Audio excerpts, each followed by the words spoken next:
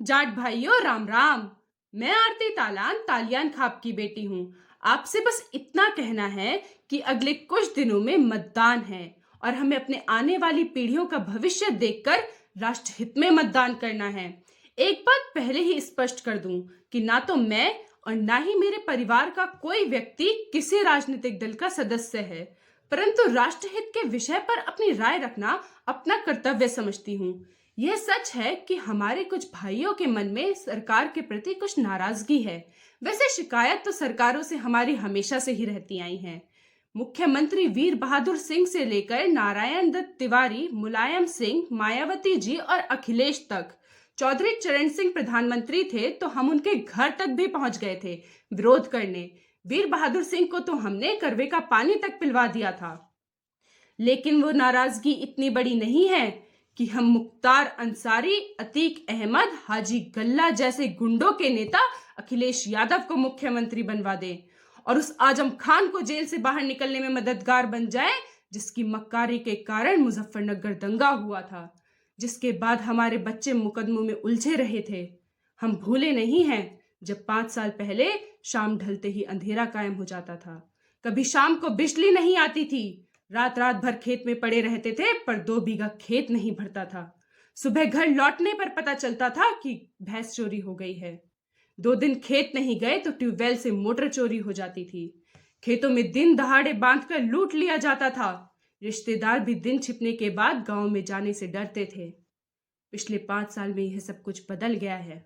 किसान आंदोलन के नाम पर कुछ लोगों की नाराजगी है, यह बात ठीक है, कुछ चूक हुई है, परंतु कभी हमने सोचा है कि पश्चिमी उत्तर प्रदेश का एक भी किसान कृषि कानून से प्रभावित था क्या? बताओ। ठीक है, हम दिमाग का काम भी हाथ पैरों से लेते हैं, पर यह भी तो ठीक नहीं है कि उसे बिना यूज किए पूरा का पूरा पन्नी पैक ही भगवान जी को जाकर लौटा दें। अरे भाई, इतनी लड़ाई गन्ने के भाव पर लड़ी होती या बिजली के बिल पर लड़ी होती तो कितना फायदा हो गया होता। जरा सोचना एक बार। पता नहीं याद है या भूल गए, 1989 में चौधरी अजीत सिंह मुख्यमंत्री की शपथ लेने वाले थे। आधी रात में मुलायम सिंह के पहलवानों ने उनके 15 समर्थक विधायकों का अपहरण कर लिया था। 5 वोटों से चौधरी साहब हार गए और मुलायम सिंह मुख्यमंत्री बन गया।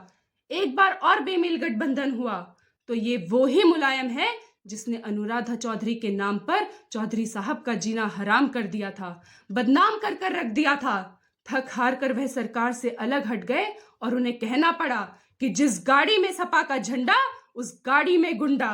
मेरे जाट भाइयों, आज हर गांव से जाट लीडरशिप उभर रही है। 21 जाट चुनावी मैदान में हैं, जबकि अखिलेश ने जयंत चौधरी का इलाज बांधने के लिए नाहिद हसन, मोहम्मद हमीद, हाजी यूनुस, गुलाम मोहम्मद, महबूब अली और कमाल अख्तर जैसों को हमारी छाती पर बैठाने की साजिश रच रखी है। अगर गलती से भी ये जीत गए तो पहले ही दिन समाजवादी गुंडा पार्टी में भाग जाएंगे। मार्कशीट उदाहरण है, जयंत चौधरी वहां जीतने की स्थिति में थे। जानबूझकर संजय लाठर को उनके सामने उतार दिया है अखिलेश ने। बर्बाद करना चाहता है वो जयंत चौधरी को। याद रखना, सबसे बड़ा दुश्मन है वो जाटों का।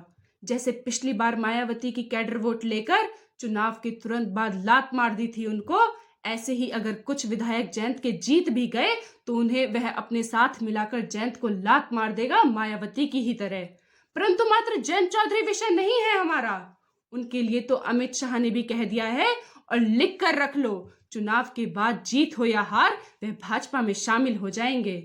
यही उनके हित में है और यही लोग चाहते भी हैं। पर बात केवल उनकी नहीं है, बात हमारी बहन बेटियों की सुरक्षा की है। बड़ी मुश्किल से पिछले 5 साल में यह वातावरण बना है जब गुंडा तत्वों की संपत्ति पर बुलडोजर चला है और उनकी गुंडागर्दी पर लगाम लगी है। हम लोग वीर गोकुला, राजा राम जाट और महाराजा सूरजमल की संतान हैं, जो मुगलों से टक्कर लेते लेते मर तो गए परंतु विदेशी ताकतों से समझौता नहीं किया। बाबर और खिलजी की संतानों से हमारा डीएनए मैच नहीं करता। हम सब कुछ बर्दाश्त कर सकते हैं पर इनकी गुंडागर्दी नहीं। यह सही है कि